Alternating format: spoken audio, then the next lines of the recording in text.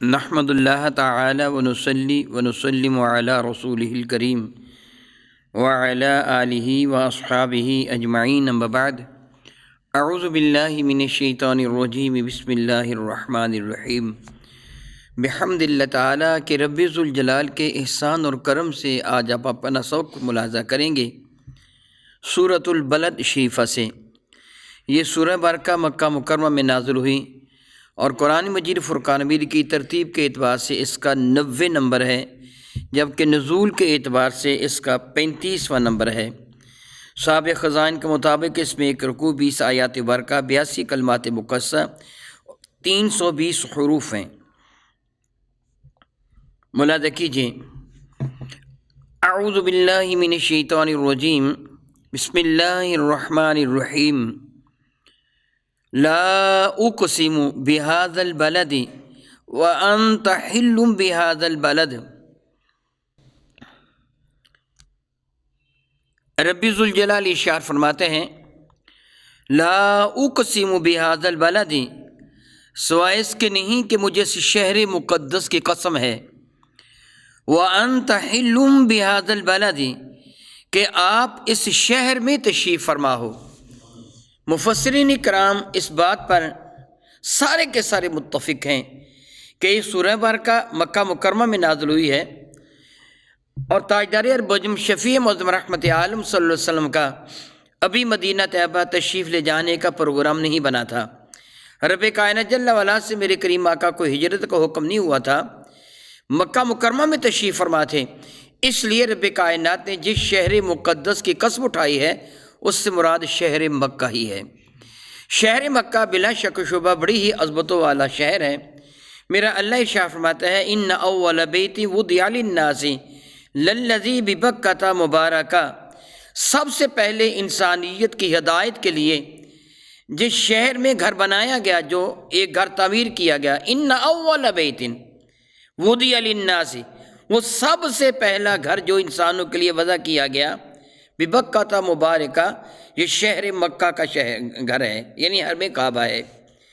امام شورانی رحمۃ اللہ تعالی نے کشف الغمہ میں نقل فرمایا کہ جب رب ذوالجلال نے زمین کو تخلیق فرمانے کا ارادہ فرمایا تو یہ پہلے پانی تھا، پانی پر اللہ تعالی نے ہوا کو چلایا، ہوا کے چلنے سے تلاطم بپا ہوا، موجیں پیدا ہوئیں، آپس پہ ٹکرائیں، نتیجتاً جو جھاگ پیدا ہوا۔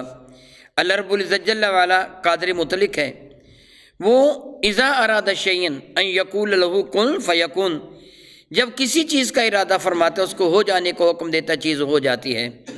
لیکن اس کے حضور سنت یہ ہے، یعنی طریقہ یہ ہے کہ اسباب مہیا فرمائے جاتے ہیں۔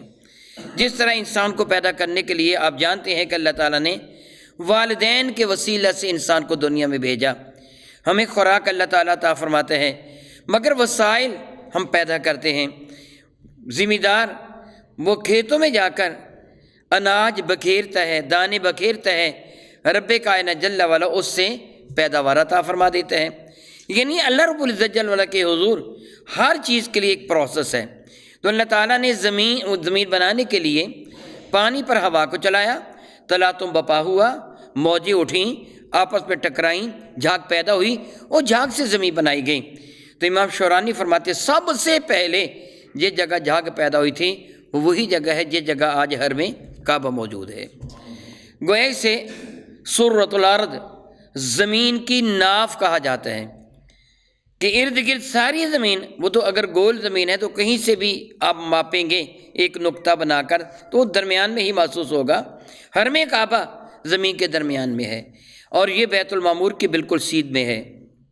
حرم کعبہ پر ہمہ وقت اللہ رب العزت جل وعلا کی 120 رحمتیں نازل ہوتی رہتی ہیں، ان میں 60 رحمتیں اللہ تعالیٰ جل وعلا ان کو عطا فرماتے ہیں جو حرم کعبہ کا طواف کر رہے ہوتے ہیں۔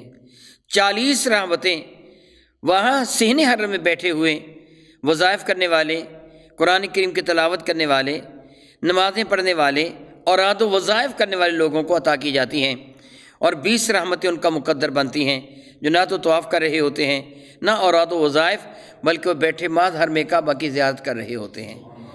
گویا بڑی عزت والا شہر ہے، بڑی عزت والا یہ حرم پاک ہے، اس کے صدقہ شہر بڑی عزت والا بن گیا۔ اس کو اللہ تعالیٰ نے حرام قرار دے دیا۔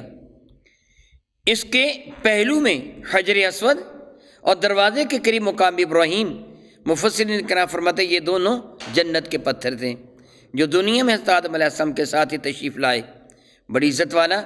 اسی کے پہلو میں زمزم کا کنواں ہے جو سیدنا اسماعیل ذبیح اللہ کو ایڑیوں کے صدقہ سے پیدا ہوا۔ اس کے سامنے، اس کے دروازے کے سامنے صفا اور مروہ، وہ دو پہاڑیاں ہیں جن کو اللہ تعالیٰ نے فرمایا ان صفا والمروۃ من شعائر اللہ، صفا اور مروہ اللہ تعالیٰ جل وعلا کی قدرت کی نشانیاں ہیں۔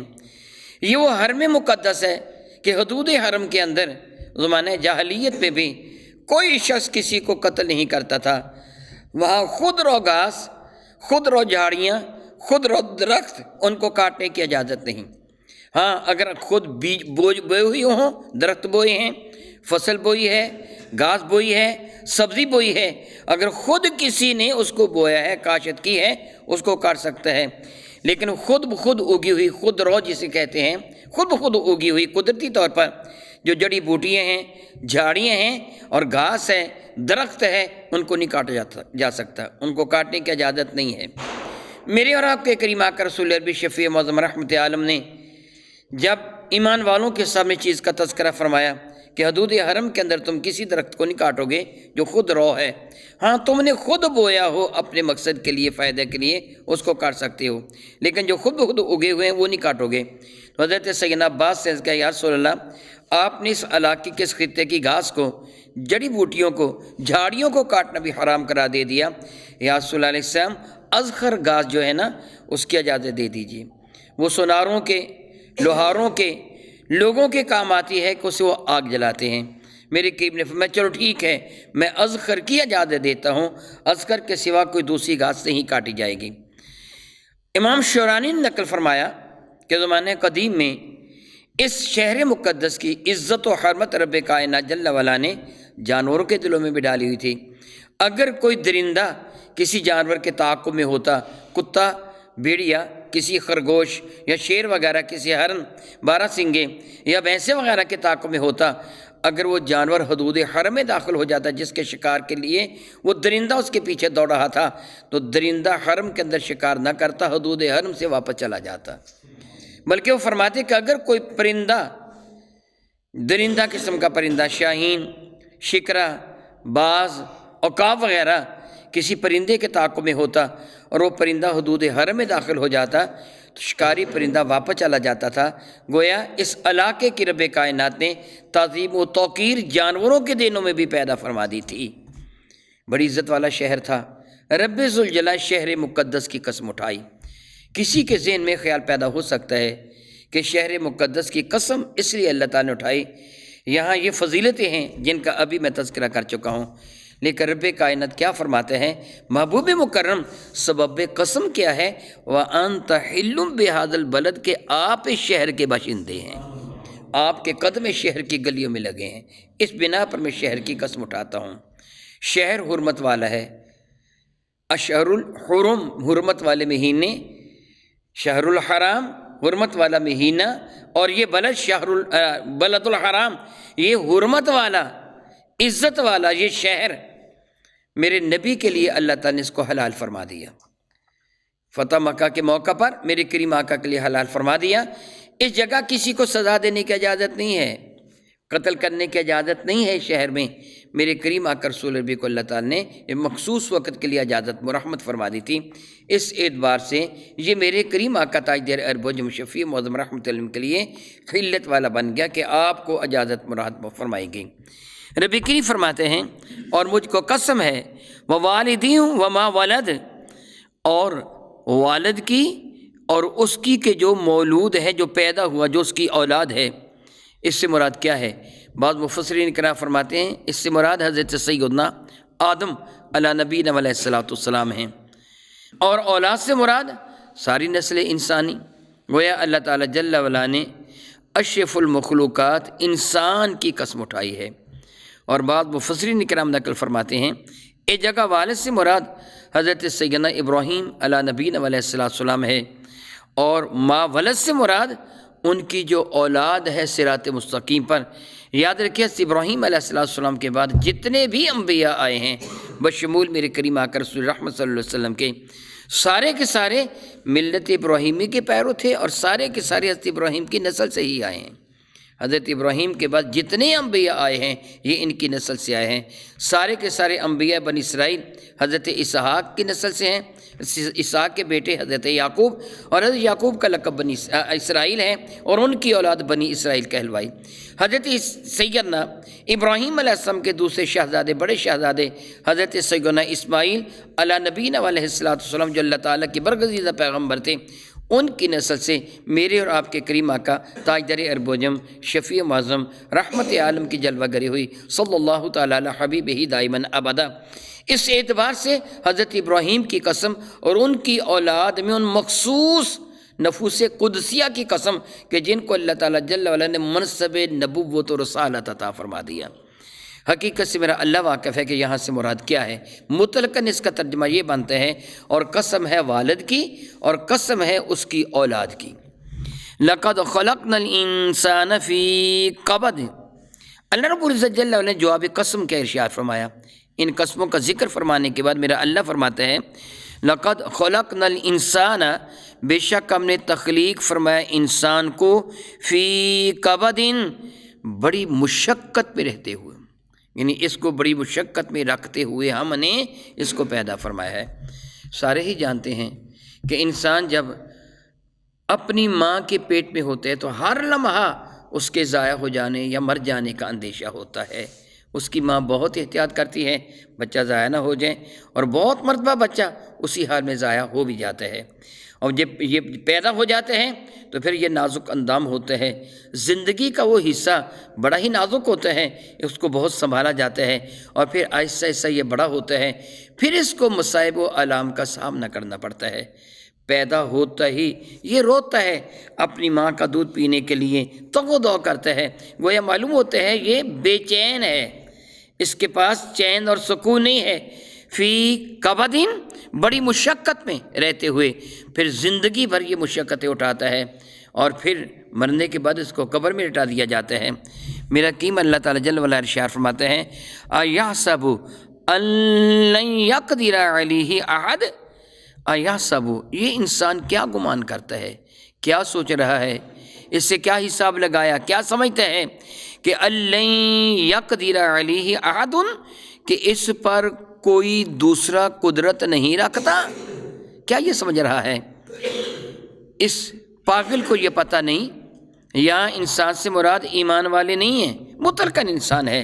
ایمان والے تو الحمدللہ تعالیٰ بہت اچھی طرح جانتے ہیں، بہت اچھی طرح جانتے ہیں کہ سب کچھ اللہ کے دست قدرت میں ہے۔ وہ جب تک چاہے انسان بچہ رہتا ہے، اس کے حضور ایک پروسیس ہے، فلاں عمر تک اس کے دانت نہیں ہوں گے، پھر دودھ کے دانت آ جائیں گے، اس پہ اس کی اپنی مرضی نہیں ہے کہ میں دانتوں کے ساتھ پیدا ہوں۔ پھر وہ دانت جو دودھ کے ہوتے ہیں اللہ تعالیٰ جل وعلا واپس لے لیتا ہے، پھر بڑے دانت عطا فرما دیتے ہیں۔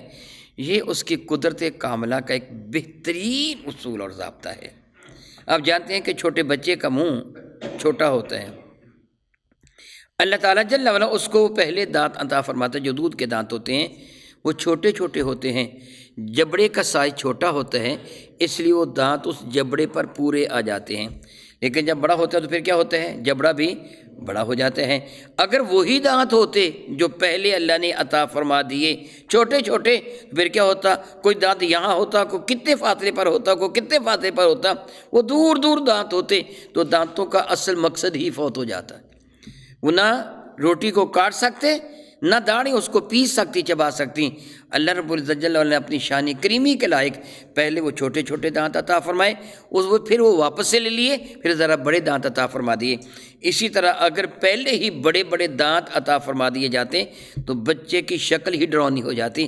اس کریم پروردگار کا احسان مانیے کہ اس نے کس انداز سے انسان کو عزت عطا فرمائی ہے، اور پھر جب تک چاہا اللہ تعالیٰ نے یہ بچہ رہا، پھر جب تک چاہا یہ بلوغ کی طرف سفر کیا اس نے، پھر یہ بالغ ہو گیا، جوان ہو گیا، ادھیڑ عمر میں آ گیا، ضعیف العمر ہو گیا، بال سفید ہو گئے، ہڈیاں ٹیڑھی ہو گئیں، نگاہیں کمزور ہو گئیں، کانوں نے سننا کم کر دیا، وغیرہ وغیرہ، یہ سارے کے سارے عوارض پیدا ہو گئے۔ بتا اے انسان، اس میں تیرا کوئی اختیار ہے کہ تو چاہیں کہ میں ہمیشہ بچہ رہوں گا، ہمیشہ جوان رہوں گا، میرے بال ہمیشہ سیاہ رہیں گے، میرے دانت کبھی نہیں نکل سکیں گے، اور نہیں، تیرا تو تجھ پر بھی اختیار نہیں ہے۔ پھر تو نے کبھی غور نہیں کیا کہ کوئی مجھ پر قادر ہے؟ ایحسب ان لن یقدر علیہ احد، وہ انسان کیا سمجھتا ہے کہ کسی کو اس پر قدرت حاصل نہیں ہے؟ اس کے پلے ہے کیا؟ اللہ جب چاہے اس کو پاس واپس بلا لے۔ ارشاد فرماتے ہیں یقول اہلکت مالا لبدا، یہ کہتے ہیں اہلکت مالا لبدا، میں نے ڈھیروں مال فنا کیا، دولت کا انبار میرے پاس تھا، میں نے یہ کر دیا، وہ کر دیا، فلاں کر دیا، ڈینگے ہانکتا ہے، غرور کرتے ہیں، تکبر کرتے ہیں، یہ کہتے ہیں کہ میرے پاس اتنا مال، اتنا مال، اتنا مال، میں نے یوں خرچ کیا، یوں خرچ کیا، میں بہت بڑا مالدار ہوں، میرے پاس مال و دولت کا انبار ہے۔ رب کائنات جل وعلا ارشاد فرماتے ہیں ایحسب ان لم یرہ احد، یہ کیا گمان کرتے ہیں کہ کوئی اس کی کرتوتوں کو نہیں دیکھ رہا؟ جو کچھ یہ کر رہا ہے، اگر اس کا مال حلال طریقے سے اللہ کی راہ میں خرچ ہو رہا ہے تو اللہ تعالیٰ اس کو اس کا اجر عطا فرمائے گا۔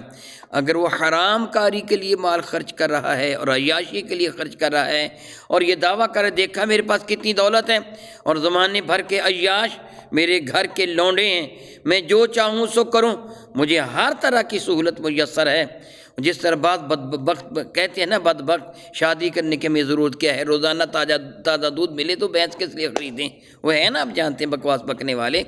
انسان کہتا ہے میرے پاس سب کچھ ہے، مال و دولت ہے، اس مال و دولت سے میں بہت کچھ حاصل کر سکتا ہوں۔ رب کریم فرماتے ہیں وہ کیا گمان کر رہا ہے، الم یرہ احد، کوئی اس کی نگرانی نہیں کر رہا، کوئی اسے دیکھ نہیں رہا، وہ چھپ کر رہا ہے، وہ کیا گمان کر رہا ہے؟ اس سے پتہ ہونا چاہیے اس کا رب ہر لحظہ اسے ملاحظہ فرما رہا ہے، اس کے اعضائے بدن قیامت کے دن اس کے خلاف گواہی دینے کے لیے تیار ہوں گے۔ میرا اللہ ارشاد فرماتے ہیں جل مجدہ الم نجعل لہ عینین، کبھی اس سے گمان نہیں کیا کہ ہم نے اس کے لیے دو آنکھیں بنائی ہیں؟ کبھی نہیں سوچا کہ یہ دو آنکھیں بنانے والا کون ہے؟ کس نے ان کو دیکھنے کی قوت عطا فرمائی ہے؟ کون وہ ذات بابرکات ہے؟ وَلِسَانًا وَشَفَتَيْن، وہ کون ہے؟ رب کی فرماتے ہیں ہم نے ان کو دو آنکھیں عطا فرمائیں اور اس کو زبان بھی عطا فرمائی اور دو ہونٹ بھی عطا فرما دیے۔ یہاں علماء کرام نے بڑی پیاری گفتگو فرمائی ہے، وہ یہ فرماتے ہیں اللہ تعالیٰ نے ایک احساس دلایا، پہلے ذکر فرمایا کیا اس کے لیے دو آنکھیں ہم نے نہیں بنائیں؟ آنکھوں پر پپوٹے بنا دیے تاکہ حرام چیز دیکھنے سے تو اپنی آنکھوں کو چھپا سکے۔ میرے اور آپ کے کریم آقا رسول رب کے ارشاد گرامی قدر ہے نا، تیری پہلی نظر اگر غیر کی جانب اٹھے تو وہ معاف ہوگی، لیکن دوسری نظر پر گرفت ہوگی، یعنی اب جو پہلی نظر تیری اٹھی ہے اس کے بعد اپنی آنکھوں کو جھکا لے، بند کر لے۔ اور آنکھوں کو جھکایا کس طرح جاتا ہے آپ بہت اچھی طرح جانتے ہیں، صرف پپوٹے ہی نیچے کر لیے جاتے ہیں نا، اس سے آنکھیں جھک گئیں۔ یعنی اللہ تعالیٰ نے یہ عطا فرمایا تیری حفاظت کے لیے، وَلِسَانًا وَشَفَتَيْن، اللہ تعالیٰ فرماتا ہے تجھے زبان عطا فرمائی اور اس کی حفاظت کے لیے دو ہونٹ بھی عطا فرما دیے کہ یاوہ گوئی نہ کرنا، اپنی زبان کی حفاظت کرنا، ہونٹوں کے ساتھ اس کو محفوظ کرنا۔ اللہ اکبر، اللہ اکبر۔ وَهَدَيْنَاهُ النَّجْدَيْنِ، اور ہم نے اس کو دو ابری ہوئی چیزیں عطا فرما دیں۔ مفسرین نے یہاں اس کی تفسیر میں بہت کچھ گفتگو کی ہے، لیکن جمہور جو ارشاد فرماتے ہیں وہ یہ فرماتے ہیں دو راستے، نجد راستہ اونچی جگہ، جس ربوہ کا معنی بھی اونچی جگہ ہوتی ہے۔ اللہ تعالیٰ فرماتے ہیں وَهَدَيْنَاهُ النَّجْدَيْنِ، ہم نے ان کو دو واضح راستے عطا فرما دیے، ایک راستہ ہے جو اللہ کی طرف جاتا ہے اور ایک راستہ ہے جو شیطان کی طرف جاتا ہے۔ میرے اور آپ کے کریم آقا حضور رسول مرشد رحمت عالم صلی اللہ علیہ وسلم مثالیں دے کے سمجھایا کرتے تھے۔ میرے اور آپ کے کریم آقا تاجدار عرب و جم شفیع معظم رحمت عالم صلی اللہ علیہ وسلم نے زمین پر ایک خط کھینچا اور اس کے گرد گرد چھوٹے چھوٹے کئی خط کھینچ دیے، یوں سمجھے جس طرح مچھلی کا کانٹا ہوتا ہے، اس طرح اس کے دائیں بائیں کئی لکیریں کھینچ دیں جو اس کے ساتھ ملی ہوئی تھیں۔ فرمانے لگے یہ درمیان والا راستہ صراط مستقیم ہے، سیدھا راستہ ہے، باقی سارے شیطان کے راستے ہیں۔ بتا دیا میرے نبی نے، میرے نبی کے حوالہ سے رب کائنات جل وعلا نے پوری کائنات والوں کو بتا دیا۔ میرے اور آپ کے کریم آقا نے ایک مرتبہ یہ مثال دی کہ میری مثال اس طرح ہے جس طرح ایک گلی کے کنارے پر کو دائی پکارنے والا پکار رہا ہے، آؤ میرے پاس آ جاؤ۔ جب بندہ اس گلی میں داخل ہوتے ہیں، دائیں اور بائیں دروازے ہیں جن پر اطلس و حریر و دیبا کے وہ ریشمی پردے لٹک رہے ہیں۔ ہر پردے کی اور سے کسی عورت کی آواز آتی ہے، پردہ اٹھاؤ میں تیرے لیے موجود ہوں، ادھر آ جاؤ۔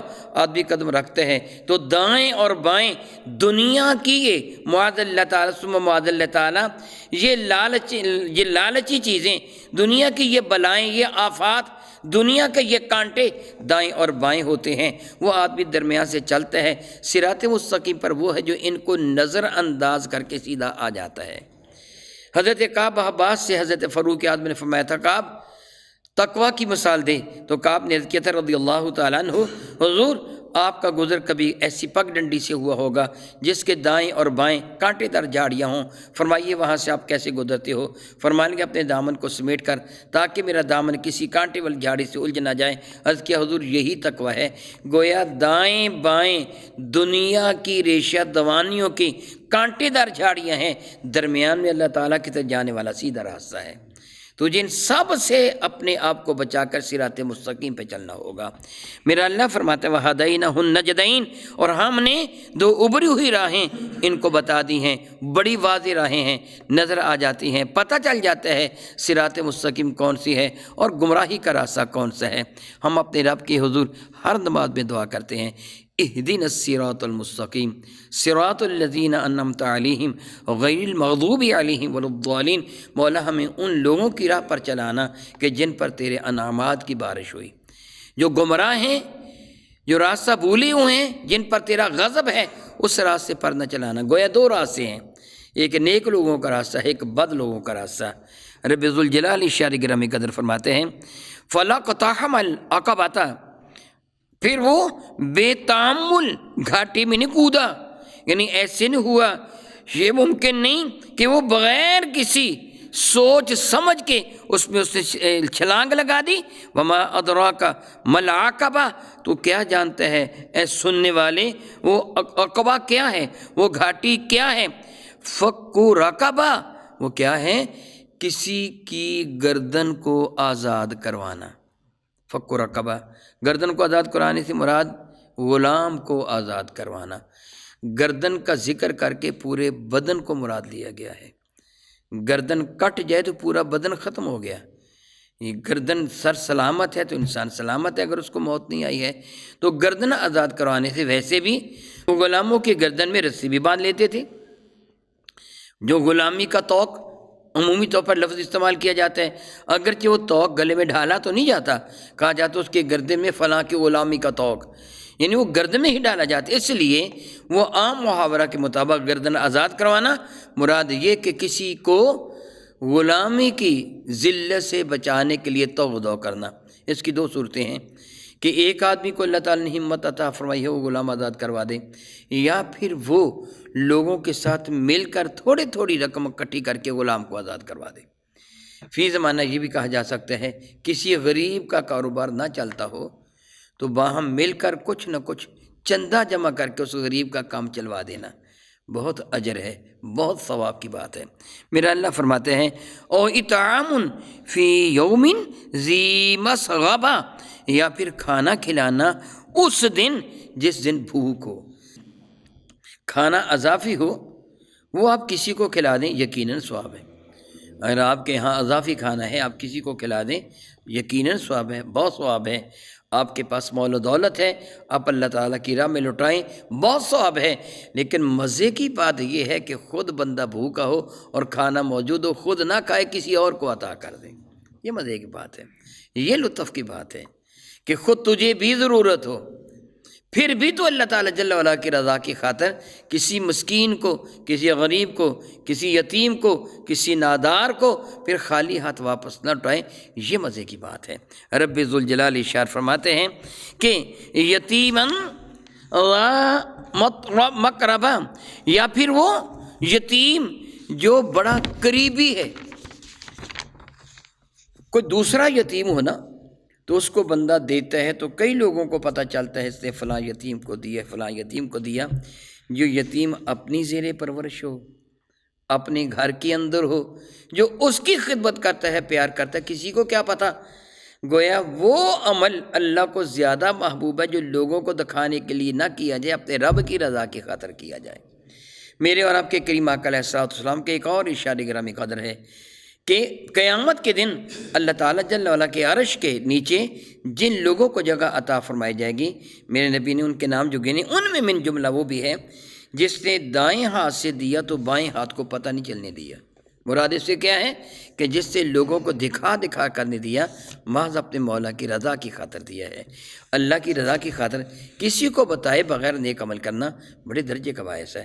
میرے اور آپ کے کریم آقا رسول ربی شفیع معظم رحمت عالم صلی اللہ علیہ وسلم کا ایک ارشاد گرامی قدر ہے، جو ایمان والا کسی ایمان والے کو بتائے بغیر اس کے حق میں دعا کرتا ہے، مسلمان اپنے مسلمان بھائی کے لیے اس کو بتائے بغیر دعا کرتا، اس کو بتاتا نہیں کہ میں تیرے لیے دعا کرتا ہوں، بتائے بغیر دعا کرتا ہے تو رب ذوالجلال اس نیک بخت کے قریب ایک فرشتے کی ڈیوٹی لگا دیتا ہے، فرماتا ہے اس کی دعا پر آمین بھی کہے اور یہ بھی عرض کر کہ اللہ تعالیٰ جو یہ اپنے بھائی کے لیے مانگ رہے اس سے دگنا اس کو عطا کر دے۔ سبحان اللہ تعالیٰ بھی، اللہ تعالیٰ کو اخلاص کتنا زیادہ پیارا ہے، کس قدر محبت اللہ تعالیٰ کو اس عمل سے کہ جو اللہ تعالیٰ کی رضا کی خاطر کیا جاتا ہے۔ فرماتے ہیں او مسکیناً ذا مطربہ، یا وہ مسکین جو بیچارہ مٹی میں ملا ہوا ہے، زمین پر بیٹھا ہے، خاک نشیں ہے، مٹی میں لتڑا ہوا ہے، جس کے سر پر کسی کٹیا کا سایہ نہیں ہے، وہ معاذ اللہ ننگا بدن مٹی میں لتڑا ہوا، اس مسکین کی یعنی ضرورت مند کی امداد کرنا۔ میرے کریم علیہ السلام کے ارشاد گرامی قدر ہے، جو یتیم کی پرورش کرتا ہے، اس سے پیار کرتا ہے، اللہ اکبر اللہ اکبر اللہ اکبر۔ میرے نبی نے گواہی دی وہ اور میں جنت میں اس طرح ہوں گے جس طرح میرے ہاتھ کی یہ 2 انگلیاں۔ اللہ اکبر اللہ اکبر اللہ اکبر۔ او مسکیناً ذا مطربہ، یا وہ مسکین نادار جس کے پلے کچھ بھی نہیں، جو بیچارہ مٹی میں لتڑا ہوا ہے، جس کو کوئی سنبھالنے والا نہیں ہے۔ ہم مکانہ من الذین آمنوا وتواصوا بالصبر وتواصوا بالمرحمہ، سبحان اللہ سبحان اللہ۔ ثم کان من الذین آمنوا، پھر وہ ہو ان ایمان والوں میں سے۔ پھر ایک ایمان والے کی شان کیا ہے؟ اللہ اکبر اللہ اکبر اللہ اکبر۔ یہ سارے کے سارے اعمال کس کے قبول ہوں گے؟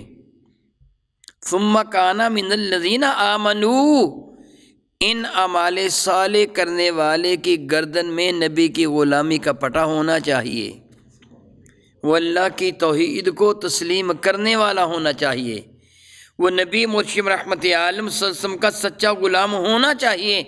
اگر ایمان نہیں تو پھر کوئی بھی عمل قابل قبول نہیں ہے۔ میرا اللہ ارشاد فرماتے ہیں ثم کان من الذین آمنوا، اور پھر وہ ایمان والوں میں سے ہو۔ کون ایمان والے؟ وتواصوا بالصبر، جو آپس میں وصیت کرتے ہیں، تاکیدی حکم دیتے ہیں کہ اللہ سبحان اللہ صبر کب ہوتا ہے؟ جب کوئی نعمت چھن جاتی ہے، اور شکر کب ہوتا ہے؟ جب نعمت عطا ہوتی ہے۔ اور ان کی حالت کیا ہے؟ پہلے صبر کا ذکر کیا، جس طرح الذی خلق الموت والحیات، موت کا پہلے ذکر ہے، زندگی کا بعد میں ذکر۔ یہاں صبر پہلے فرمایا، وہ وصیت کرتے ہیں صبر کی۔ یتیموں کا، مسکینوں کا، ناداروں کا ذکر ہوا، اب ان کا درجہ بلند ہوگا جب وہ صبر کریں گے۔ فرماتے ہیں وہ وصیت کرتے صبر کی، وتواصوا بالمرحمہ، اور دوسرے کے ہیں وصیت کرتے ہیں رحمت کی، رحم کی۔ تمہارے دل میں غریبوں کے لیے، یتیموں کے لیے، ناداروں کے لیے، مظلوموں کے لیے، ایمان والوں کے لیے جذبہ رحم پیدا ہونا چاہیے، تب ہی تم اسے دو گے نا۔ میرے اور آپ کے کریم آقا حضور رحمت عالم صلی اللہ علیہ وسلم اپنے کاشان مقدس میں تشریف لائے تو ہماری ماں سیدہ زاہدہ طیبہ طاہرہ عائشہ صدیقہ رضی اللہ تعالیٰ نے نہایت حیران ہو کر بارگاہ رسالت باب میں ایک واقعہ عرض کیا، یا رسول اللہ آج ایک عورت آئی تھی، بیوہ تھی، جسم اس کا، کپڑے اس کے میلے کچیلے تھے، حالت اس کی غیر تھی۔ دو چھوٹی چھوٹی بچیاں اس کے ساتھ تھیں۔ اے اللہ کے نبی علیہ الصلوۃ والسلام، اس سے مجھ سے کچھ مانگا، میں نے گھر میں تلاش کیا تو 3 کھجوریں مجھے ملیں، ان کی تعداد بھی 3 ہی تھی۔ میں نے وہ 3 کھجوریں اس عورت کو عطا فرما دیں۔ اس عورت نے وہ اپنی ہاتھ مٹھی میں لے لیں، ایک بیٹی کو دے دی کھجور، دوسری بیٹی کو دے دی۔ کیونکہ وہ میرے ساتھ باتیں کر رہی تھی، میں اس سے پوچھ رہی تھی تو کون ہے، کہاں کے رہنے والی ہے، وہ اپنی داستان غم سنا رہی تھی، میرا خاوند فوت ہو گیا، یہ 2 ننھی منی بچیاں ہیں جن کی پرورش میرے ذمہ ہے۔ وہ میرے ساتھ باتیں کر رہی تھیں، ان بچیوں نے جلدی جلدی اپنی کھجوریں کھا لیں، بھوکی تھیں بیچاری، کھجوریں کھا لیں۔ ان کی ماں چونکہ میرے ساتھ محو گفتگو تھی اس لیے وہ کھجور نہ کھا سکی، کھجور اس کے ہاتھ میں تھی۔ ان دونوں بچیوں نے کھجوریں کھا کر اپنی ماں کی جانب دیکھنا شروع کر دیا، تو ماں نے پھر کیا کیا، وہ کھجور جو اس کے اپنے حصے کی تھی اس کو بھی 2 ٹکڑوں میں تقسیم کر کے دونوں بچیوں کو دے دیا، خود بھوکی رہی۔ یہ سن کر میرے کریم آقا رسول اللہ بھی فرمان لگے، ان بچیوں کی وجہ سے اللہ تعالیٰ اس عورت کے، اس کی ماں کی مغفرت فرما دے گا، جو ضرورت کے باوجود، خود بھی ضرورت ہوتی ہے مگر وہ دوسروں کو، خواہ وہ قریبی ہیں یا قریبی نہیں ہیں، ان کو اللہ تعالیٰ کی رضا کی خاطر پیش کرتا ہے۔ یہ ہے جذبات رحم۔ اللہ تعالیٰ کو بندہ بڑا ہی محبوب ہے جو قطع رحمی نہیں کرتا، صلہ رحمی کرتا ہے، اپنے عزو ارقبا کو، اپنے رشتہ داروں کو، بیوی بچوں کو، بہن بھائیوں کو، ماں باپ کو، اپنی گلی محل والوں کو، جن کے سے محبت کرتے ہیں، پیش کرتا ہے، عطا کرتا ہے، اللہ کو بندہ بڑا محبوب محسوس ہوتا ہے۔ رب کریم ارشاد فرماتا ہے، یہ لوگ جو ہیں اس طرح مجھے راضی کرنے والے، اولئک اصحاب المیمنہ، سنو یہی وہ لوگ ہیں کہ جن کو دانے ہاتھ میں نامہ اعمال دیا جائے گا، یہ داہنی طرف والے ہیں، جن کو قیامت کے دن عزت و عظمت کے ساتھ ان کا نام اعمال دیا جائے گا۔ لیکن والذین کفروا بآیاتنا، جن نے ہماری آیتوں کا انکار کیا، مانے نہیں ہیں ہمارے احکامات کو، روگردانی کی ہے، نافرمان ہو گئے، اللہ تعالیٰ ارشاد فرماتے ہیں ہم اصحاب المشأمہ، یہ بائیں طرف والے ہیں، علیہم نار موصدہ، ان پر ایسی آگ ہے کہ جس کو اوپر سے بند کر دیا گیا، اور یہ مشرکین کے لیے ہے۔ جس طرح میرے اور آپ کے کریم آقا رسول عربی شفیع معظم رحمت کے ایک ارشاد گرامی قدر ہے کہ جب سب گناہ گاروں کو، ایمان والوں کو جہنم سے نکال لیا جائے گا، حتیٰ کہ جس کے دل میں رائی کے دانے کے برابر ایمان ہے وہ بھی نکال لیا جائے گا اللہ کی رحمت سے، میرے نبی کی شفاعت سے، تو پھر اللہ تعالیٰ جل وعلا حکم دے گا اب جہنم کو بند کر دیا جائے، یعنی اب کسی کو نکالا نہیں جائے گا۔ بعض روایت میں یہ آتا ہے کہ جہنم کے اندر آگ کے صندوقوں میں ہر جہنمی کو بند کر کے آگ میں دفن کر دیا جائے گا، اعوذ باللہ تعالیٰ سمجھ، گویا وہ صحیح طریقے سے تڑپ بھی نہیں سکے گا، اور یہ بہت بڑی مصیبت ہوتی ہے۔ ایک آدمی جب تڑپتا ہے تو کچھ نہ کچھ تو ہو سکتا ہے نا کہ اس کو تھوڑا بہت ہی کوئی ریلیکس ہو جائے، حالانکہ ہوتا نہیں ہے پھر بھی، لیکن جس کو صندوق میں بند کر دیا جائے اور پھر اس صندوق کو آگ میں دفن کر دیا جائے، پھر اس کی حالت کیا ہوتی ہے۔ میرے کریم آقا علیہ السلام کے اشارے گرامی قدر کا یہ مفہوم بنتے ہیں، اللہ تعالیٰ جل وعلا جب سب ایمان والوں کو جنت میں بھیج دے گا تو منادی ندا کرے گا اب کسی کو بھی جنت سے باہر نہیں نکالا جائے گا، تو اہل جنت کو اتنی خوشی ہوگی کہ اس سے پہلے کبھی ایسی خوشی نہ ہوئی تھی کہ اب ہمیشہ ہمیشہ کے لیے ہمیں جنت میں رکھا جائے گا، جنت کی نعمتیں ہمارا مقدر ہمیشہ بنی رہیں گی۔ اور اسی طرح اہل جہنم میں اعلان کر دیا جائے گا، پہلے جہنمی دیکھتے تھے فلاں بھی چلا گیا، فلاں بھی چلا گیا، فلاں بھی چلا گیا، ایک امید تھی، ڈھارس تھی شاید کبھی ہماری بھی باری آ جائے، لیکن اب کہا جائے گا کسی کو اب جہنم سے نہیں نکالا جائے گا۔ یہ سن کر ان کو اتنا غم ہوگا کہ جس کا کوئی اندازہ ہی نہیں لگایا جا سکتا۔ اللہ تعالیٰ فرماتا ہے وہ بدبخت ہیں کہ علیہم نار موصدہ، کہ ان پر آگ کو بند کر دیا گیا، ان کو آگ میں ڈھال کر بے پرواہ ہو گئے، بس ان کی کوئی خبر لینے والا ہی نہیں ہے، بس جس طرح ڈھکنا جو جہنم پہ دے دیا اب ان کو کوئی نہیں پوچھے گا۔